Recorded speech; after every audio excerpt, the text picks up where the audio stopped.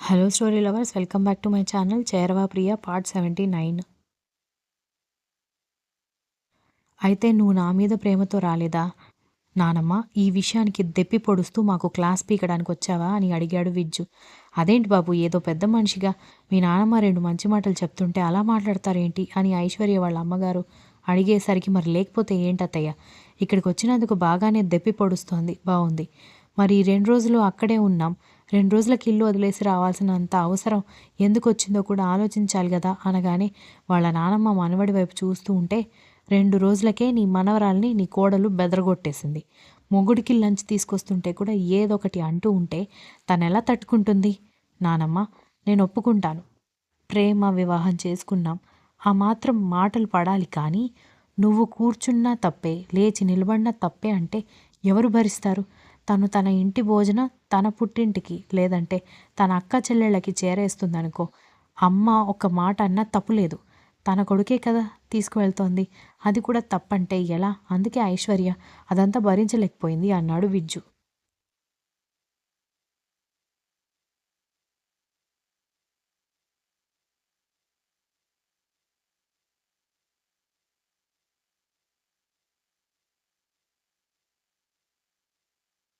మీ అమ్మ అలా మాట్లాడడం తప్పే కావచ్చురా.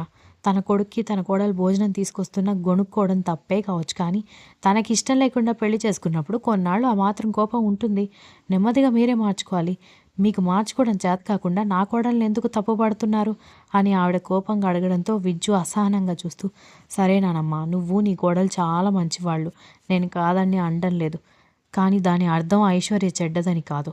ఇంకొక విషయం చెప్తున్నాను, నువ్వు గుర్తుపెట్టుకో, నీ కోడలికి అర్థమయ్యేలా చెప్పు. నీ కోడలికి ఇష్టం లేదని, వాళ్ళ నాన్నగారికి ఇష్టం లేదని, తన మనసులో ఉన్న ప్రేమని నాకు చాలా రోజులు అర్థమయ్యేలా చేయలేదు నీ మనవరాలు. షూటింగ్ కోసం అని వేరే కంట్రీ వెళ్ళినప్పుడు ఛాన్స్ చూసి నేను తన బ్రెయిన్ వాష్ చేసి పెళ్లి కొప్పుకునేలా చేశానే తప్ప, తనకి అప్పుడు కూడా ఎవరూ లేకుండా పెళ్లి చేసుకోవడం ఇష్టం లేదు. ఇప్పుడు కూడా మేమిద్దరం ఇంకా భార్యాభర్తలుగా ఒకటి అవ్వలేదు. ఆ విషయం నీకు తెలుసా అని అన్నాడు విజ్జు.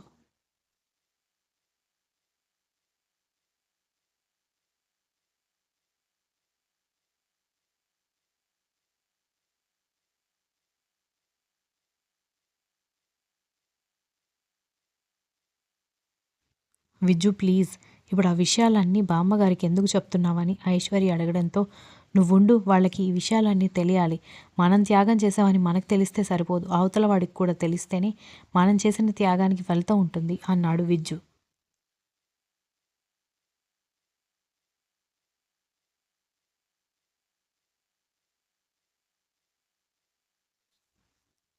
దాంతో ఆవిడ ఆశ్చర్యంగా విజ్జు వైపు చూసి ఐశ్వర్య వైపు చూడడంతో తను తలదించుకుంటే, అటు అమ్మ ఇటు వాళ్ళ నాన్నగారు ఇద్దరు మమ్మల్ని క్షమించి మీ పెళ్ళిని మేము యాక్సెప్ట్ చేస్తున్నామని చెప్పి వాళ్ళు దగ్గరుండి ముహూర్తాలు పెట్టించి మమ్మల్ని భార్యాభర్తలుగా ఒకటవ్వమని చెప్తే తప్ప, నేను నిన్ను దగ్గరికి రానివ్వనని నా మొహాని అది చెప్పేసింది. ఇప్పటికీ దాని మీద ఉన్న ప్రేమతో నేను దగ్గరవ్వడానికి ట్రై చేస్తున్నాను, కానీ తనెప్పుడు కంట్రోల్ తప్పడం లేదు. నిజంగా మీరు అనుకునేలాంటి స్వార్థం మా మనసుల్లో ఉంటే మీ గురించి ఆలోచించకుండా మేమిద్దరం భార్యాభర్తలుగా ఎప్పుడో కలిసిపోవచ్చు. వాళ్ళ అమ్మ, నానమ్మ, నేను ముగ్గురం చెప్పి చూసాం. మనం ఒక మనవడినో లేదా మనవరాలినో ఇస్తే వాళ్ళే మారతారు అంటే, లేదు, వాళ్ళు మారాకే మన మనవడిని, మనవరాలిని ఇద్దాం, అప్పటి వరకు ఇలాగే ఉందని చెప్పింది. ఐశ్వర్య లాంటి అమ్మాయి కోడలుగా రావాలంటే నీ కోడలు పెట్టి పుట్టాలి. ఆ విషయం మీకు అర్థం కాకపోతే ఎవరు ఏం చేయలేరు అన్నాడు విజ్జు.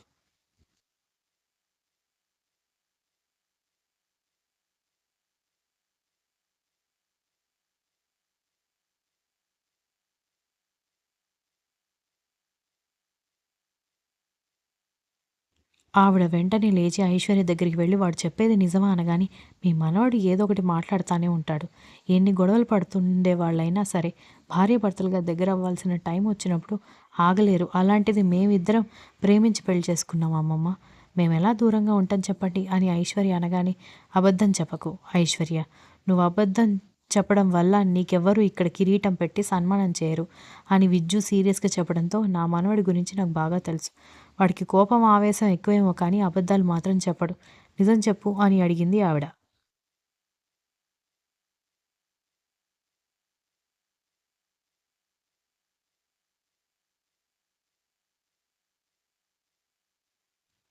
అవును బామ్మగారు.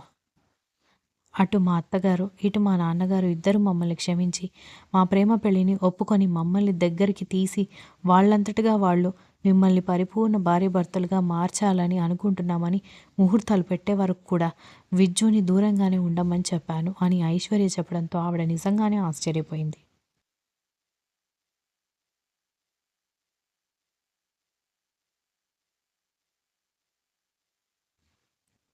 వాళ్ళమ్మ వాళ్ళు ఇల్లంతా డెకరేషన్ చేసి మరీ ఏర్పాటు చేస్తామని చెప్పినా కూడా తను ఒప్పుకోలేదు. నేనేమి ఐశ్వర్య గురించి లేని విషయాలు చెప్పడం లేదు. అలాగే మమ్మీ కంటే కూడా ఐశ్వర్యని ఎక్కువగా చూడడం లేదు. నాకు మమ్మీ తర్వాత ఎవరైనా సరే. కానీ ఒక్కొక్కసారి ఐశ్వర్య గొప్ప లక్షణాల ముందు నువ్వు నీ కోడలు కూడా చినబోతున్నారు. అదే నాకు బాధగా ఉంది అని విజ్జు చెప్పడంతో నన్ను క్షమించు మనవడా. మీ అమ్మ చెప్పిన మాటలు విని నేను మీ అమ్మ చెప్పిన మాటలే నిజం అనుకున్నాను. కానీ నువ్వు ఇంత మంచి పెళ్ళని పెళ్లి చేసుకున్నావని నేను ఊహించలేదు. నిజమే అన్నిటికన్నీ అత్తింటి వాళ్ళు చేసి పెడుతున్నా కూడా నాకు అది తక్కువైంది, ఇది తక్కువైంది అని చెబుతున్న కోడళ్ళున్న ఈ రోజుల్లో భలే అమ్మాయిని పెళ్లి చేసుకున్నావురా!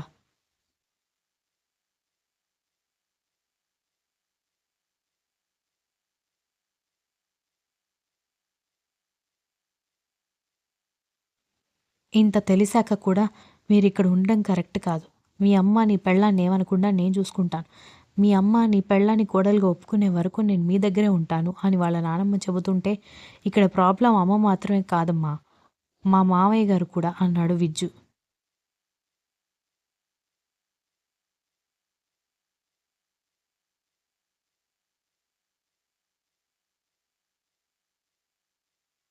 ఆవిడ అయోమయంగా చూస్తుంటే ఐశ్వర్యకి ఒక అన్నయ్య ఉన్నాడు.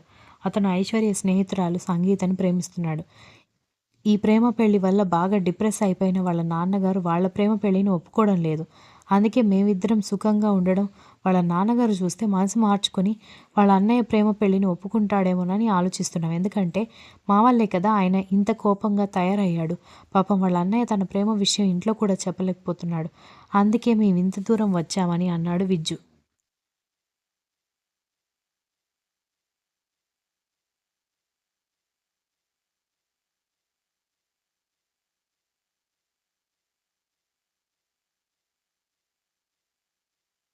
గంతకు తగ్గ బొంత అంటే నేనింకేదో అనుకున్నాను కానీ మిమ్మల్ని చూస్తుంటే అర్థమవుతుందిరా. ఒకరి కుటుంబం గురించి ఒకరు ఇంతలాగా ఆలోచిస్తున్నారే భలే జంట దొరికింది. సరే ఐశ్వర్య వాళ్ళ నాన్న మనసు మారే వరకు ఇక్కడే ఉండండి. ఈలోపు మీ అమ్మ మనసు మార్చడానికి నేను ప్రయత్నిస్తాను అని చెప్పింది ఆవిడ.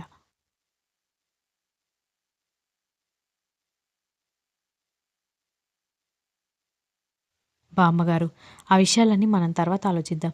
మీరొస్తున్నారని, మీకు మటన్ అంటే ఇష్టమని మీ మనవడు మీరు రాకముందే మటన్ పంపించాడు. నేను మా అమ్మ కలిసి మీకోసం వంటలన్నీ చేశాం. మటన్ మా అమ్మ బాగా చేస్తుంది. ముందైతే భోజనం చేసి రెస్ట్ తీసుకోండి. ఆ తర్వాత విషయాలు ఆ తర్వాత అనగానే ఆవిడ నవ్వుతూ సరేనని చెప్పడంతో అందరూ భోజనానికి కూర్చుంటే ఐశ్వర్య ఇంటికి వెళ్ళిన వాళ్ళ అమ్మకి ఫోన్ చేసి నానమ్మని కూడా తీసుకొని రా అమ్మ. మీరు కూడా ఇక్కడే భోజనం చేసి వెళ్ళండి అని చెప్పింది ఐశ్వర్య.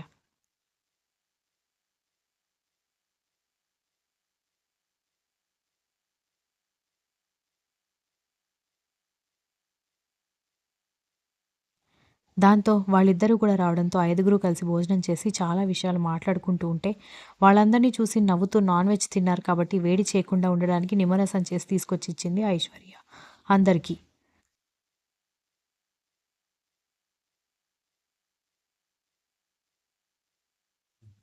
అమ్మ ఐశ్వర్య నిన్ను నేను అర్థం చేసుకున్నాను కాబట్టి ఒక మాట చెప్పాలనుకుంటున్నాను అనగానే, ఏంటి బామ్మగారు అది అనగానే, నేనిక్కడికి వచ్చేటప్పుడు మీరిద్దరు భార్యాభర్తలుగా ఈ పాటికి ఒకటైపోయి ఉంటారు. ఒకటవ్వాలి అని కూడా అనుకున్నాను.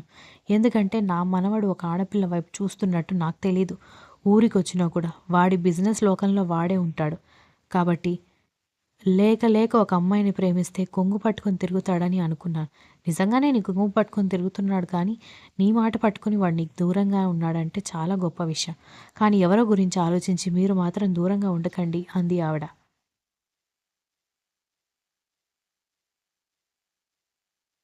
Continues. If you like this story, please like, share, comment, and don't forget to subscribe.